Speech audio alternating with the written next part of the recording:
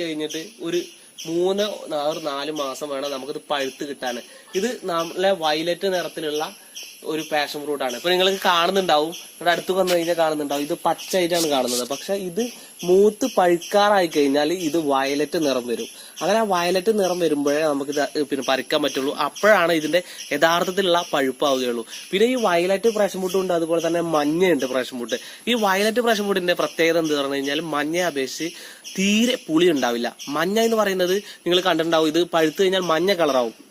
ഇത് മഞ്ഞ അല്ലാത്തതുകൊണ്ട് തന്നെ ഇത് പഴുത്ത് കഴിഞ്ഞാൽ വയലറ്റ് നിറാണ് വരിക. അപ്പോൾ ഇത് മറ്റുള്ളതിനെ അപേക്ഷിച്ച് വളരെ മധുരം കൂടുതലായിരിക്കും.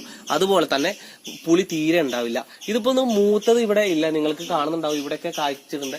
ഇത് ഒക്കെ പച്ചയാണ്, പഴുക്കാനും വേണ്ടി ആവുന്നേ ഉള്ളൂ. പക്ഷെ ഒരു കാര്യം ശ്രദ്ധിക്കണം, ഇത് ഉണ്ടാകുന്ന സമയത്ത് ഇത് മഴക്കാലത്താണ് ഉണ്ടാകുന്നതെങ്കിൽ ഇതിൽ 100 കായ ഉണ്ടായി കഴിഞ്ഞാൽ അല്ലെങ്കിൽ ഒരു 100 പൂവ് ഉണ്ടായി കഴിഞ്ഞാൽ അതിലൊരു 20 25